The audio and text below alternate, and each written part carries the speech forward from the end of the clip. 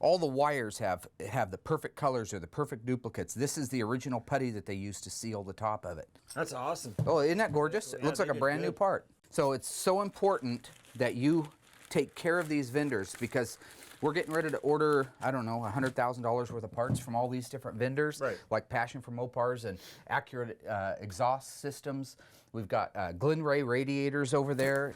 This is the radiator I just ordered for the 71 Charger. It's a very unusual one. It's a 22-inch, which is really weird for a 446 pack, right? But it's a 22-inch, so the correct part number is a 3443938.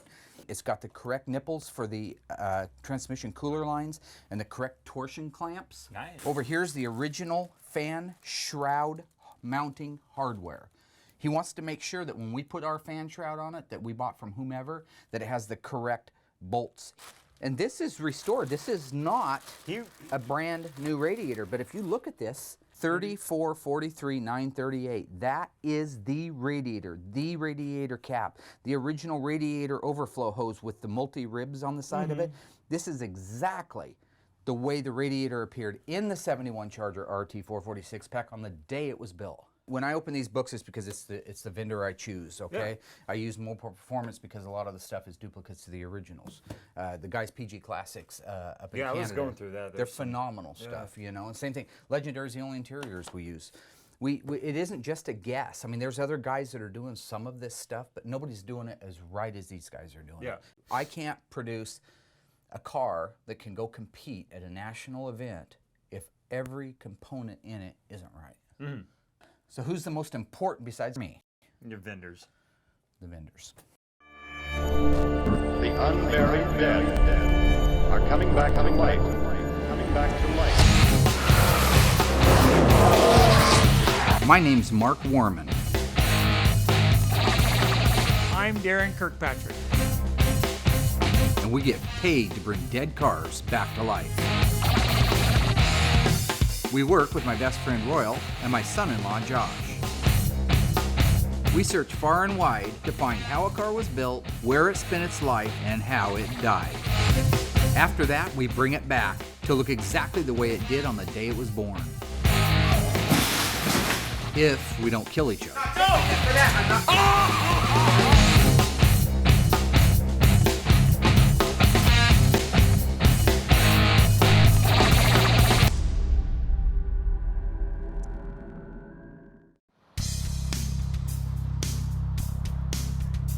So do you remember the Challenger a couple of years ago?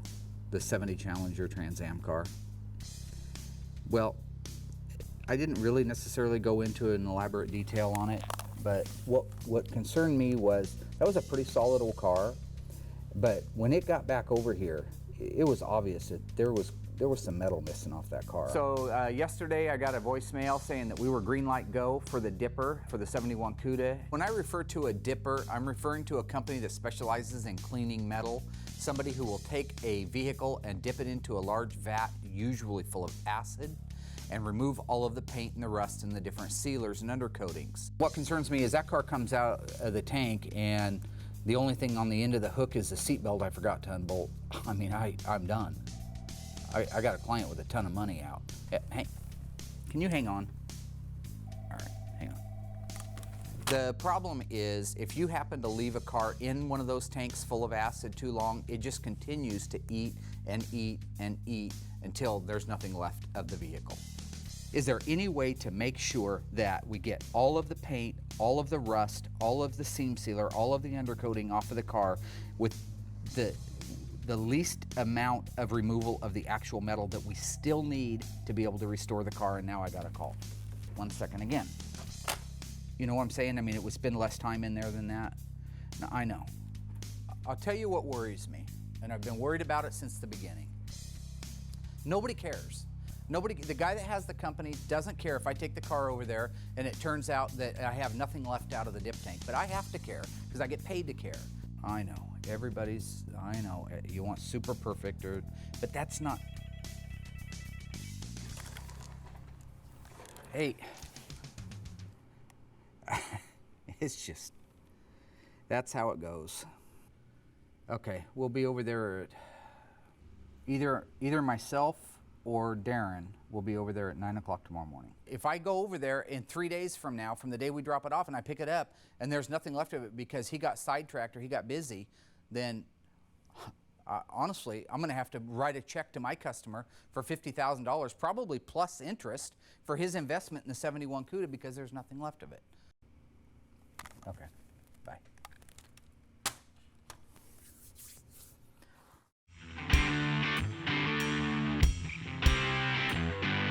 So currently we're working on a multitude of cars. The 1971 Dodge Charger Triple Green 446 pack is nearing completion but still has quite a few steps left on it. The 1970 factory sunroof Plum Crazy Challenger RT is nearly in the body stages and has a ton left to do on it. We haven't even found the original motor yet for it. The 1971 Triple Black 344-speed CUDA is also on the slate to get restored this spring. And I have to get the 71 446 barrel shaker hood Tour Red CUDA over to the Dipper, which worries me even to this last minute about taking it in and putting in a big fat full of acid.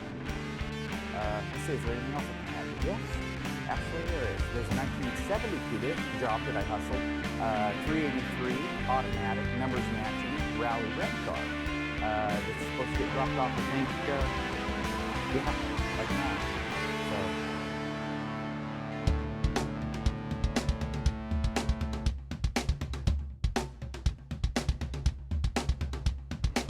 I bought this CUDA about 15 years ago. The day that I purchased it, I took it home, pulled it in the garage, took it apart, and stopped.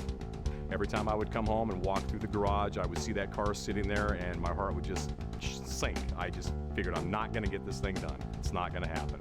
He's always wanted to work on his car. It's been sitting in the garage. We've been living at our house since we've been married for 5 years now. And personally, I was tired of it being in the garage in the state it was in. And he's been looking at it, walking by it and saying, I'm never going to fix my car. So I got a phone call a few days ago from a lady out of Washington who had read our article in the Auto Enthusiast magazine. He was just chomping at the bit to try to do something about his car. I told the wife that there's actually a Mopar restore shop right down here in Springfield, Oregon, and I was very ecstatic to find that out. You know, initially, the motivation to start this whole process was Mark's turning 50 in February, and I thought, what a great reminder of your 50th birthday to have this project complete. When I came home the next morning or the next evening from work, the wife informed me that she'd contacted Graveyard Carz, and away we went. We scheduled an appointment to come down. We drove down, came and looked at the shop and all the other cars that had been, that work was being done on them, and there was a Roadrunner. Okay, these guys know their stuff. They are very passionate about Mopars, and it was like they eat and breathe Mopars. I'm like, this is perfect. It's absolutely perfect.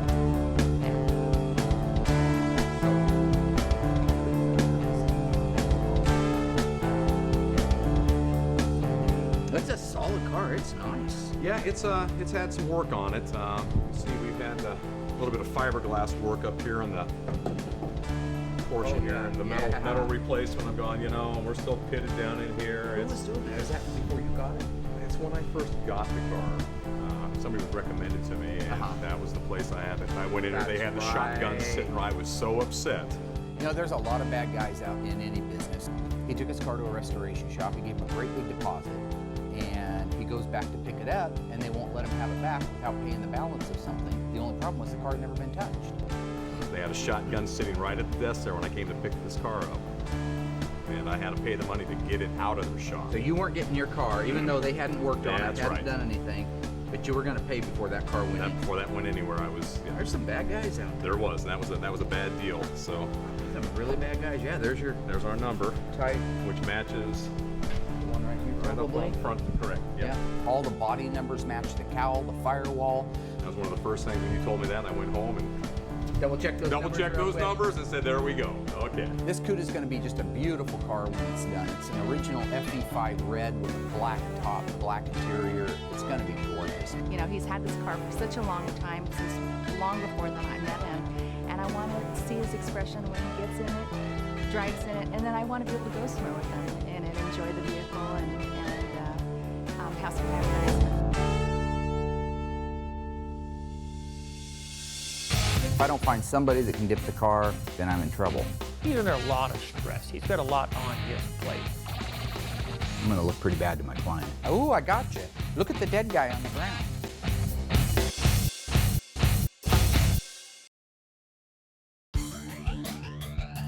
I've been looking forward to going down and seeing Tom and the gang at Accurate Exhaust. Instead of me getting to go down there and visit and check out some of the new stuff that they're doing, I have to send Darren. Hi, Tom. Hi Darren, how you doing? Good. My name is Tom Swope and I'm the owner of Accurate Exhaust Products Ltd.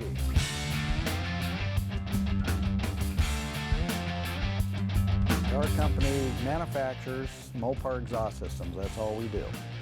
So you can buy a pre-built exhaust system, you can order it, and we'll test fit it here, we'll send it out. You can bolt it right on your car in sometimes less than a half hour. We start with an original.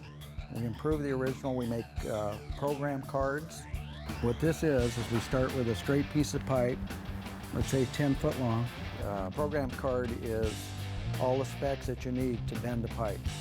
So this will have like 7 bends in it. As it moves through the machine, the operator actually will, by the time he gets done with it, it'll have all the proper bends to it.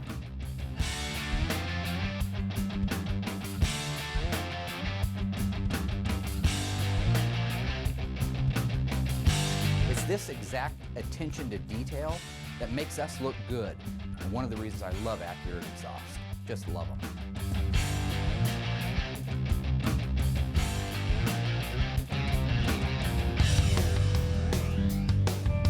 If you looked out in our yard, we have a lot of cars out there, probably 20 sitting out there. And that's what we test fit our exhaust systems on. It's like the 71 Charger that you saw. Mark has a 71 Charger. And so we got our Charger and we put it up on the lift and we tested all his parts on that car again and made sure that there wasn't some little problem with it. So when he gets it, it'll bolt right on his 71. So how many's in here about? We have about 110 exhaust systems for just Mopars. Try and get it where somebody can just buy the system and they'll get everything from us. They don't have to shop around and collect parts. It's the only thing we do and we do it well.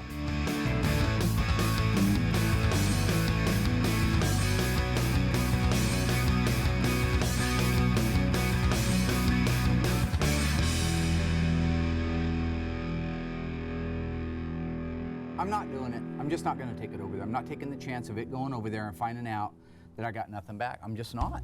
I'm just not. The 71 CUDA really has me perplexed. I think we may be in for some trouble on it. If I don't find somebody that can dip the car that cares enough to make sure that we don't end up pulling up nothing up out of the dip tank, then I'm in trouble. I'm going to sit down and see if I can find any other alternatives to taking it over to an acid bath and dipping it. I appreciate your help. All right, bye. I have a company out here called Graveyard Carz. We restore Chrysler muscle cars, and I saw online that you guys do metal dipping and cleaning. Yeah, it works great. Okay, I'm just hoping to find somebody that doesn't use acid as the primary dipping tank because I just can't afford to lose a lot of metal off this car. I need to go to the doctor. My ear is killing me. It's holding that thing in your ear for hours while dogs are barking. Hello, Haiti. I love you. Anyway, I'm sorry to bother you, but yeah, if it's acid, I'm going to try to avoid that. All right. Yeah, well, I appreciate your time. Okay, bye. I've got a 71 CUDA 446 barrel that's worth around $250,000 when it's restored, and I guess the idea of walking up to my client and handing him a fender tag and a title to a car that doesn't exist because it melted away in your vat wasn't exactly my primary goal.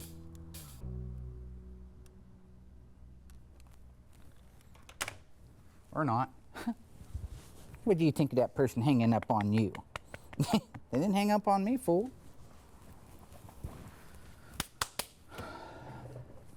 Okay.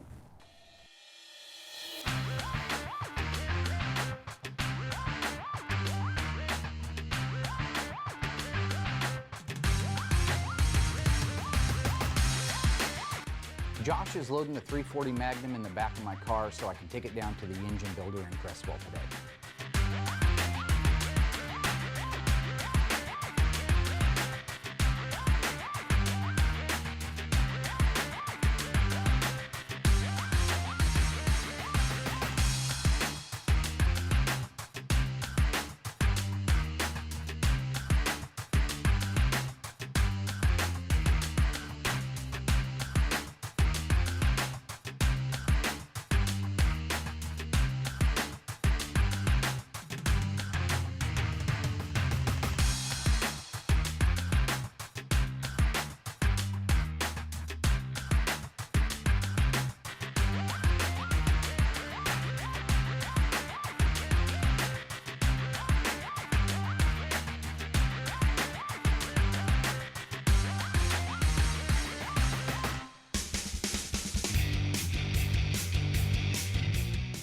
My name is Gary Stevenson. I own Engine Research and Development in Creswell, Oregon.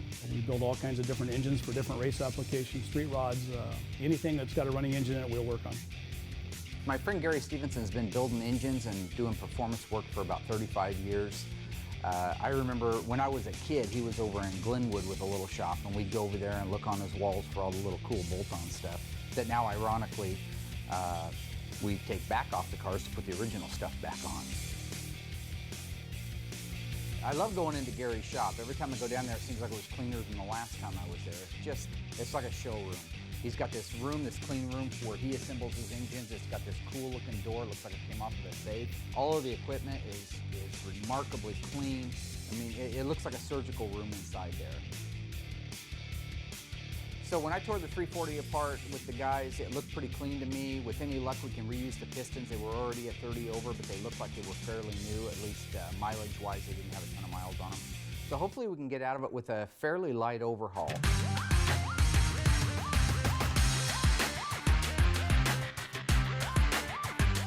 Well, Mark dropped off the 71 340 today.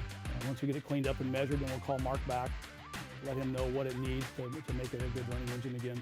One of the reasons I love using Gary for building the motors is that when I go down there to pick it up, it's going to be spotless, it's going to be perfect, and it's going to be ready to assemble. So I'm going to leave the 340 with Gary. He'll give me a call in a few days when all the machine work's done. I'll swing back down, pick it up, and bring it to the shop for building. He's under a lot of stress. He's got a lot on his plate. Because I have a car that's probably worth $250,000 when it's done, The race was a blast. turn around and go back. So now here's the part where you really need to be an optimist.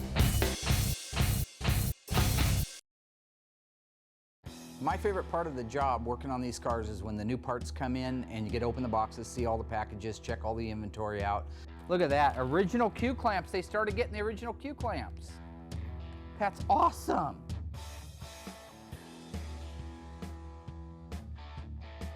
What was it? Did you not get the resonators on this? Got it. It's not Jurassic Park, you freak.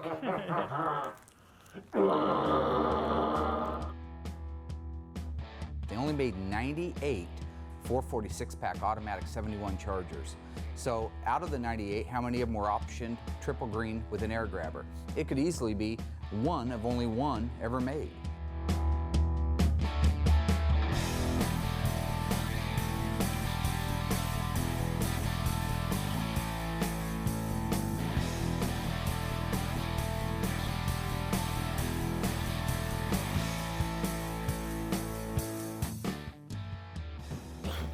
You sure you didn't say ratcheting Am wrench? I one of the best? I don't know. You be the judge. I can tell you every part for every nut for every bolt for every car ever built from 1968 to 1971. No, guy. What did Does you this want, at buddy? all? Does this even begin to look like a boy. ratcheting wrench? Ha! Or does And this I'm a the ratchet one that with an doesn't extension listen. and a What deep did I tell socket? you? Ratcheting wrench. Okay, give him the wrench. Then why don't you just get it instead of carrying on? Well, because then you would have harassed me. No, we Why didn't. do I have to go through this? Make him say please. Please. Oh, great one. Make it big. Thanks, bro.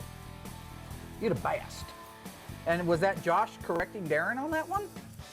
Nice work, Jay. Nice work. Go back in the tape. Listen in the audio. I know I said ratcheting wrench.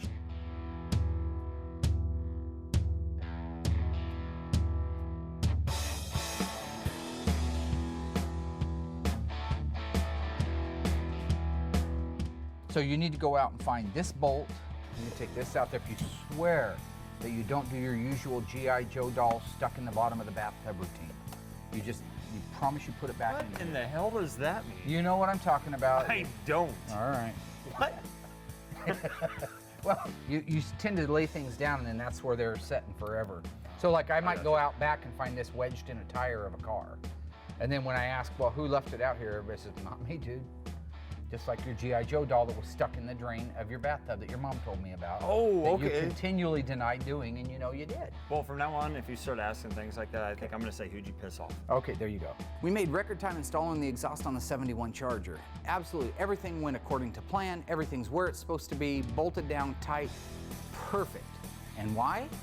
Because Darren didn't help.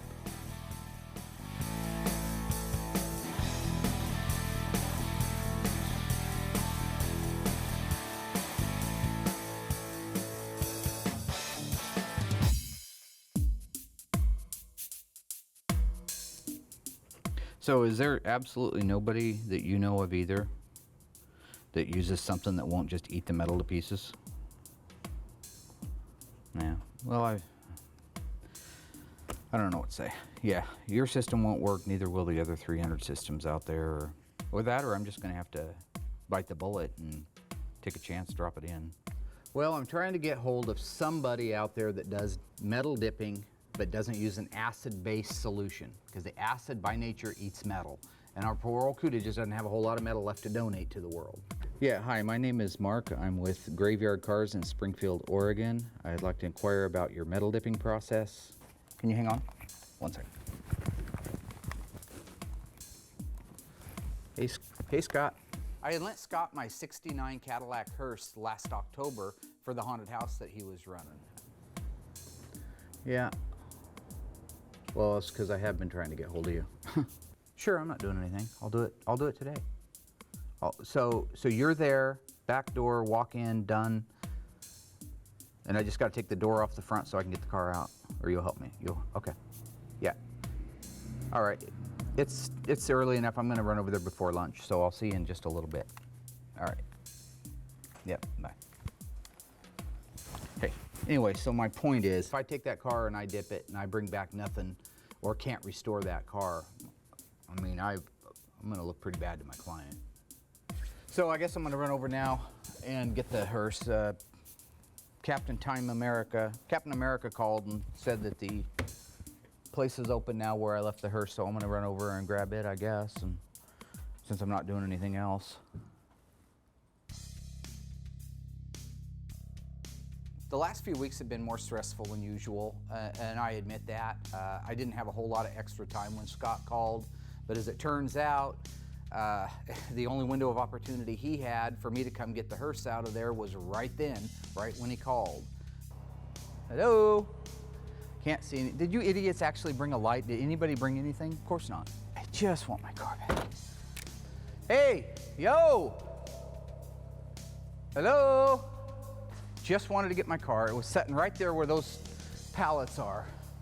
When I first got there, I thought, I'll just turn around and go back. But no, I just keep walking through. I should have left. I have high blood pressure. What kind of grown man does this in the middle of the spring? This is insanity. Hey, Scott. And as soon as I got there, I knew it. I kind of had that weird feeling. Like, we got in there, I yelled around, nobody was there, the lights are all out, the little haunted house that he keeps up year-round is all lit, and I'm like, oh, God. Hey, Scott, Mark, over at Graveyard. Can you call me? I'm inside your haunted house. I just was hoping I could maybe get my hearse and go home. Okay, it's gonna be the game. Shit. And I knew he just wasn't gonna roll over and come out and tell me where my car was, because that's not what guys like that do. They live for this stuff. So, like a rat up a tailpipe, there I had to go walking through the stupid haunted house. And again, all I really don't want is feet sticking out of weird areas. What's that? I could see where a guy is like doing this, but 12 months out of the year, you have to be insane. Now, why is that? That's stupid, and you guys know it's stupid. That's just what that is. That's just dumb. Yellow. Yeah, spiders. I hate spiders. Absolutely hate spiders. That's stupid. That's irresponsible. I know that this is what Scott does for a living, and I respect that. Everybody's got to be good. I think he's very good at what he does, okay? I restore cars. I'm very good at what I do, okay? But he's at work getting ready to make money in the upcoming season. I'm being taken away from work. I'm being pulled back away from work to walk through this crap hole. Yeah, it's good, Scott. It's great. Oh, you got me. Ooh, look at me, everybody. I'm a grown man scaring people. You come to my shop to check on your car, and I'm not gonna push an intake manifold off the roof onto you and say, "Oh, I got you. Look at the dead guy on the ground." You know, it's a responsibility. And all my point is, I got high blood pressure, man. Hey, you know, I know, but don't you? It's all about having fun. Your Yeah. hearse is right over here. Just follow me. It just wasn't fun, dude. Why is he up there?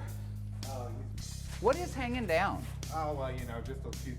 Why just? I heard you like spiders. I hate this place. I'd love to find my hearse. I got a secret door here. Okay, no tricks though, right? We've been down that road. Okay. There it is. Thank you. Thank you. Frankenhearse is one of the most popular attractions anywhere it goes. Absolutely, hands down. I put a YN dual 4 intake on it with dual 750 Hollies and hand built some zoomy headers for it. It's a good looking car, and we've actually spent quite a bit of time together, Frankenhearse and me, working on these old Mopars. Thank you. Yeah, I knew Mark was coming over to check out his hearse, see how it's doing, and possibly pick it up. So I thought I'd give him a little scare, you know, and I think it worked out pretty good. He figures he probably really got me, like really scared me. But I think you can tell by looking that I wasn't really scared at the time.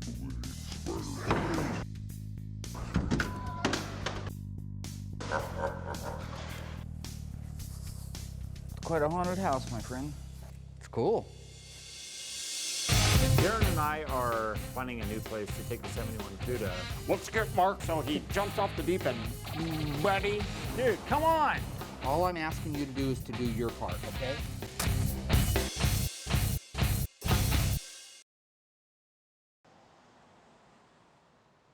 I did my job, I did my part. All I'm asking you to do is to do your part, okay? What? Honestly. So they said that they couldn't chrome these because they're pot metal. Okay. After 4 days of trying to find a dipper, every single morning on the telephone, parts coming up wrong, people coming in late, every mistake in the world that can happen, I got Josh walking in telling me that the chrome moldings I needed for the 71 Charger to be able to put the interior in it aren't done. So after a month of you having these parts, God, I mean, why is it every fucking thing has to happen this way? I mean, if it's not you, it's Darren, or it's Royal, it's somebody not doing their job. So when all the pieces get broken, I have to go along and pick them up and fix them. That's a lot of weight on somebody's shoulders. Do you have any idea Well, what it's like? What do you want me to do, man? When you go over there and you drop them off, you say to them, I need these back in a week. And then when they bring them back to you, or they call you, they have to call you and say, I'm sorry, these are made of pot metal. We can't chrome pot metal. Then I can go out looking for somebody who does do chroming of pot metal, but I can't find out the day that they're supposed to go on the car because all the interior goes in underneath it, and it's just too much. It's the whole thing. Everything's just adding up the same exact way. I just found out I don't have a harmonic balancer for the 340. Go find one. Good luck. Go out there and find one for it with the right date code and the right markings on it. Go find one right now. I got the wiper motor supposed to be here 2 weeks ago. I got the exhaust system that I couldn't even go down and meet with my friends and visit with them at all. And instead, I got you guys bringing it up, and half the hardware's missing because you guys get too busy playing grab ass than focusing on the job. And that drives me crazy sometimes. I can't even have my own normal life. Like now, I'm sure, no matter what I say to the idiots, they won't be able to edit it out. I'm going to look like some kind of a psycho, lunatic, whatever. Well, okay. You know what? There is no okay. You handle it. You tell Darren. You tell Royal. Well, dude, come on. We need you, dude. We seriously need you. And, you know, like, what do you want me to do with this? You can't just leave, man. Mark, dude, come on.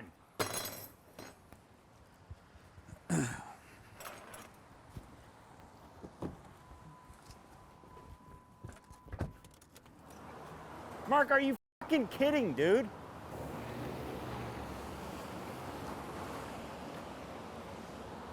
I give up. God, I've never seen Mark or even heard of Mark being that upset before. And it was kind of a shock to me. I mean, I just kind of froze up there like, oh God, what did I do? You know, but I guess I can't really take it personal.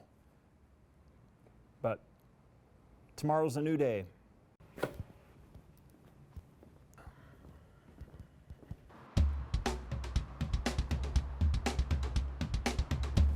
This here's acid dipping. That's what Mark wanted to stay away from, right? He didn't want to do acid dipping? Darren and I are trying to brainstorm about finding a new place to take the 71 CUDA. We're trying to find a new dipper for it. Well, then I think you should go back to the one that you just had. Okay, there's the one. There's the one we use already. So poor Mark had a nervous breakdown. Mark is under a lot of stress a lot of times here, dealing with the Mopars in the body shop, Graveyard Carz, all those involved. He's under a lot of stress. He's got a lot on his plate. So what led up to this? Or what? I don't know. I just got back from the chrome shop yesterday, and some moldings that I got for the Charger, they couldn't chrome it because it was pot metal, and I just remember putting it down, and then bam, right after that, Mark he just snapped. Kind of went crazy, and then like I just kind of sat here and listened to him bicker for a little bit, and all of a sudden he just walked out the door and squealed out of here. Have you done anything? Did I do anything earlier? You mean as far as You get him all wound up or anything? Yeah. I don't know. I don't think so. I don't think I did He didn't say anything at all anything about yesterday at all. I hardly saw him. Did he apologize today or to you anything? it. No. Have you seen him today? No. So you don't know how he is today? No. Well, I can probably get him riled up again. Pretty easy. Won't take much today, then, right? Yeah, that's definitely something I want to hear in a time of crisis like this. Like, yeah, let's get Mark all amped up again so he jumps off the deep end. Buddy. I see what he's up against. There's pretty much not much of a choice out there. Mark's concerned that the acid is just going to take off way too much metal. What's this? Are vastly superior to the alternative cleaning methods that damage items, etc., from sandblasting, acid dipping, and hand stripping. So maybe they don't acid dip. The more metal we save, the more the car's worth. No metal loss or metal fatigue occurs. Bingo! Home run. Hey, Mark. I just want to let you know, man, that Darren and I came across another dipper, so you should give me a call back either on my cell phone or at the shop. All right, man, I hope you're doing all right. Talk to you later. Bye. Voicemail. I hope he's all right.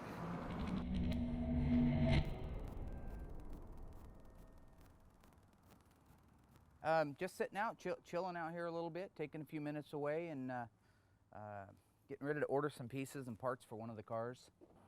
I have a job.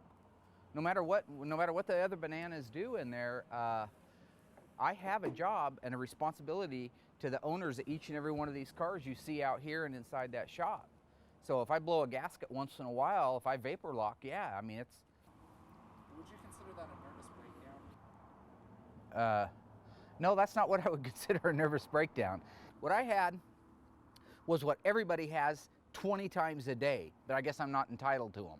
Okay, I see Royal. Look at Royal's hand sometime. Look at his hand. He has no knuckle right here. You know why? Because when we were kids, he punched a wall because he ran over his Kmart, because he ran over his oil filter with his car. Like anybody that's human, you're gonna lock up. Pretty much turned out to be a destruction derby. I've got a $250,000 car. For a car in this condition, we're the only option. It's been a long time getting where we're at right now.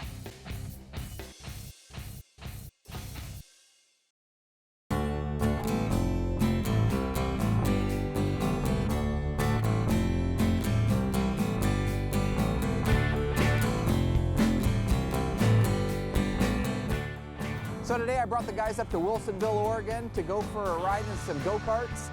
We stopped by the Family Fun Center. It's called Bullwinkle's Family Fun Center. I gotta hand it to Darren and Josh. They did a great job. They found a dipper that knew what he was doing, that cared. I mean, it's amazing. I couldn't find him. I spent a week doing it. It took my breath away. I couldn't believe it. It's like Mark Warman complimenting me. I think it'll be a great, fun time and experience for everyone. Am I gonna win? I don't care who wins as long as it's not Mark. I'm hoping to beat Mark. I think the rookie will pull through. There's no second place, so whatever.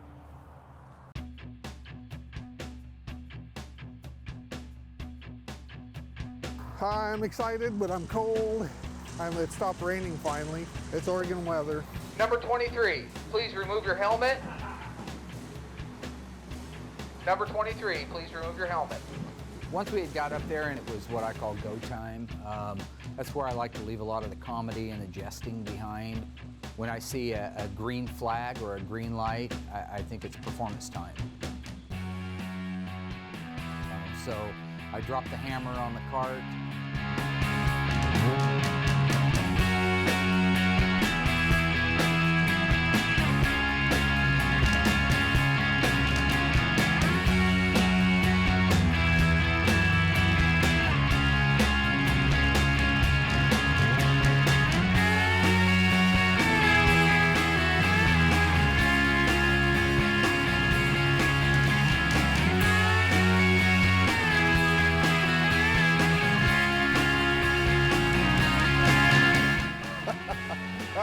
blast. It was a lot of fun.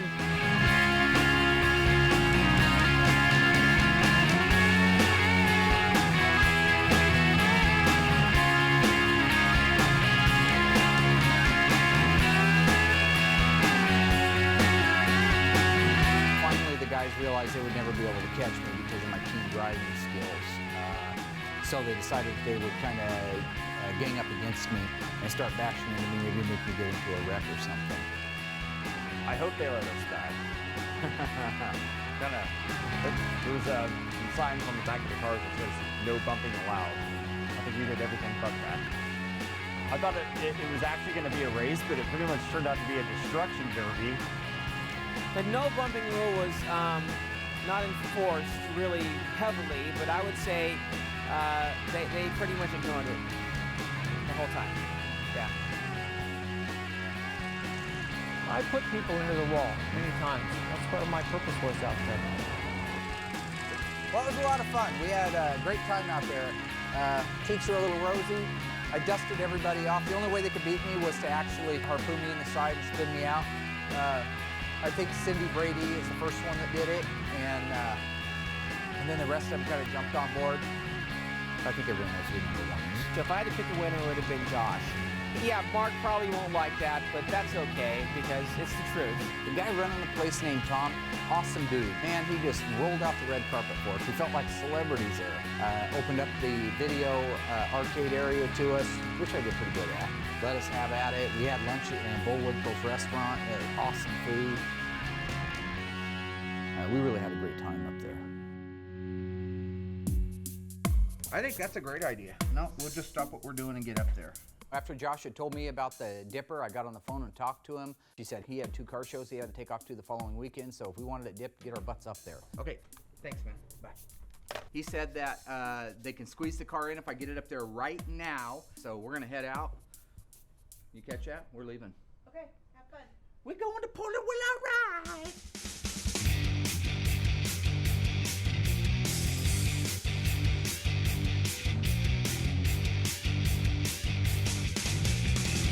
You know, it's funny, after as long as we've had the 71 CUDA and talked about dipping it, to actually be at that point. And I stopped to think that I've got a $250,000 car that I'm loading into the back of a $50 manure trailer, and it fits.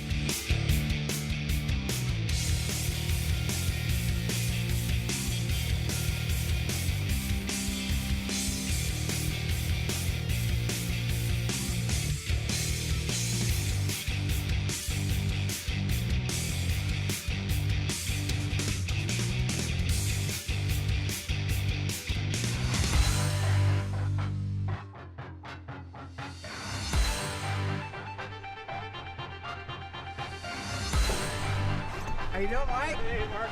Nice to meet you. Good. How are you? Good, good. My name's Mike Walton, and I own American Metal Cleaning. We're located in Portland, Oregon. We do chemically clean metals of all types. And we've been doing it actively for the public since 1985. I'm sorry, I know we're like major late. We're always major late, and it's never my fault. See that squirrely looking guy over there? I see That's that guy. him. Well, you brought me a unique piece over I there. did bring you a very unique piece, yes. Mark called me, and he has a very valuable rare car, a CUDA, that he needs completely paint stripped and all the rust removed. But he was asking if we could do that without removing any of the good metal, and obviously we can. When a car is brought to us, it's prepped, glass is out of it, it's totally disassembled, the wiring's out, interior's out, tires, wheels, suspension are all off of it. And then the first step it goes into is a paint strip bath. That's a heated bath, and that removes all the paint, grease, and the grime, but does not remove any metal. For a car in this condition, we're the only option, so I'm anxious to see the car done.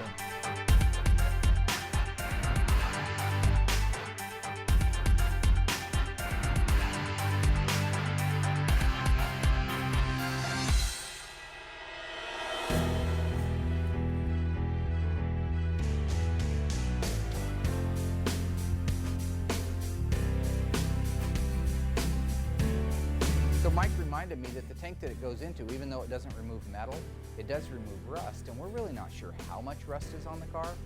And those last minute thoughts are real. They do go through your mind, and you think, man, when they drop that thing down in there, what's gonna happen? And worse yet, when they call me in 3 days, what's gonna happen?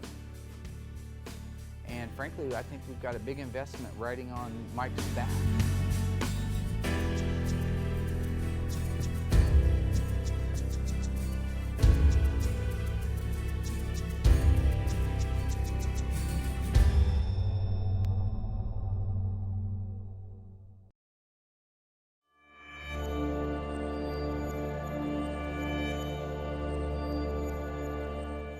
It's been a long time getting where we're at right now.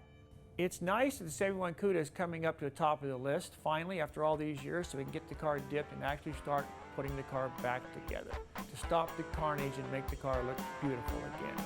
Mark's had the CUDA for a long time. I don't know exactly how many years to date, but ever since I've been here, it's pretty much been out back in the boneyard. Since my client bought it 3 years ago, it's been buried in the ground, it's been flooded, it's spent countless hours behind another vehicle being pulled from place to place and being moved from shop to shop. It's been hours on the frame rack. Not much else to be done to this car right now, except what we've been waiting and anticipating for, which is the dipping of the body. For the past several months, Mark, Darren, Royal, and I have, we've all become family. As goofy as they look, and as wild as they act, and as old as they are, you could probably learn something from them. Well, all right.